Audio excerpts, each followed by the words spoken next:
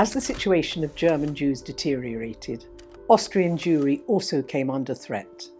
In March 1938, Hitler went home to Austria, and a further 200,000 Jews came under Nazi control. An international conference was held at Evian in July 1938. Convened at the behest of President Roosevelt, it was to discuss the plight of European Jews. Anti-Semitism was at an alarming level, not only in the German sphere of influence, but also in Italy, allied to Germany, and in Poland, the home of the largest Jewish community in Europe. The conference was summed up by the Australian delegate, Lieutenant T.E. White, who stated, "We have no real racial problem, and we are not desirous of importing one.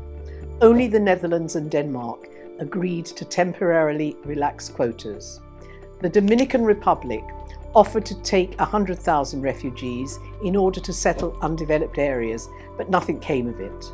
Golda Meir, a conference delegate from Palestine and future Prime Minister of Israel, told the press, "There is only one thing I hope to see before I die, and that is that my people should not need expressions of sympathy anymore." Hitler stated before the conference, "I can only hope that the other world, which has such deep sympathy for these war criminals, would at least be generous enough to convert sympathy into practical aid." The real lesson was that Hitler realized that no one would come to the aid of the Jews. In Europe, the right-wing press were hostile to any relaxation of immigration policies.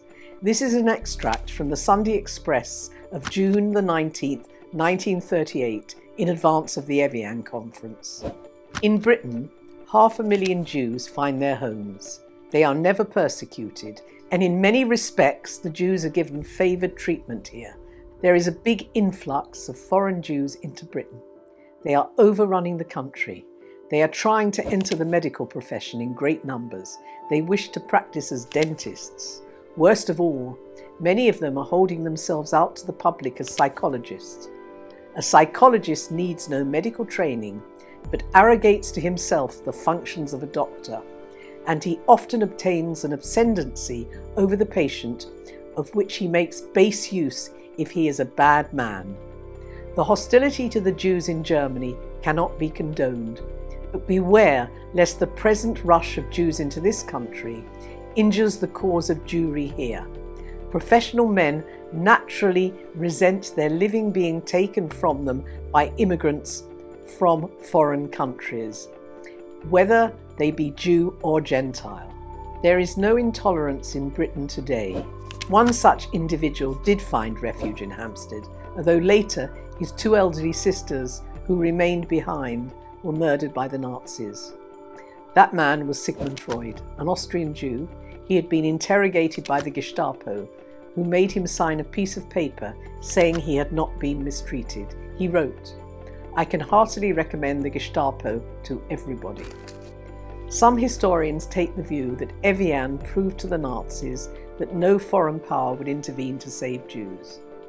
On the 28th of October 1938, referring back to a promise in the Manifesto of 1920, 18,000 Polish Jews and their families were forcibly repatriated and all their property confiscated amid scenes of appalling cruelty. One such family were the Grinspans, whose son Herschel, studying in France, received a postcard from them outlining their plight. In an attempt to focus the world's attention, he assassinated a German official at the embassy in Paris. The official, von Rath, died 2 days later. It led to Kristallnacht, the 9th of 10th of November 1938, the Night of the Broken Glass. Orchestrated by Joseph Goebbels, it was the most violent pogrom in German history. 400 synagogues, 7,500 businesses and shops were looted, ransacked and burnt. 91 Jews were murdered, but a further number died either through suicide or ill treatment. 30,000 prominent Jews were sent to concentration camps. Further, in a move of macabre cynicism, a fine of 1 billion marks, equivalent to the value of 1/6 of all Jewish property in Germany, was levied on the Jewish community. On the 12th of November 1938, Jews were forbidden from attending theatres, concerts, cinemas and exhibitions. They couldn't use swimming pools, public parks, spas, or even park benches. Now they could not even own a dog. To hasten the departure of Jews, emigration bureaus were established in both Vienna and Berlin. They were under the auspices of the arch-bureaucrat Adolf Eichmann. Kristallnacht was widely reported in the press. There were strong protests in the free world. The Times of London, the 11th of November 1938, no foreign propagandist bent upon blackening Germany before the world could outdo the tale of burning and beatings, of blackguardly assaults on defenceless and innocent people which disgraced that country yesterday. The American government recalled its ambassador but didn't break off diplomatic relations. One response was the approval of the British government for the Kindertransport.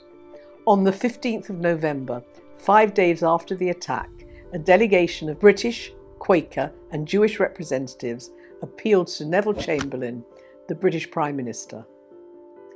After deliberation, the government allowed the entry of unaccompanied children from infants to 17 years old. Each child was allowed to bring only one small suitcase. Agencies had to provide homes for all the children. They also had to fund the operation and make sure no child would become a burden to the state.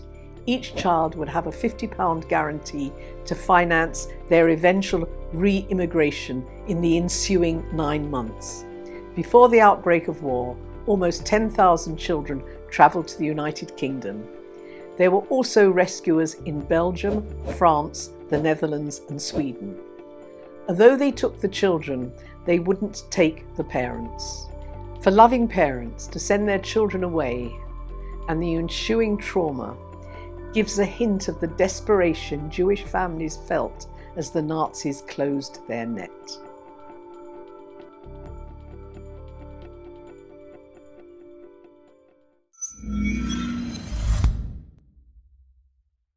To stay up to date with JTV content, click subscribe here if you're on YouTube and hit the alarm bell.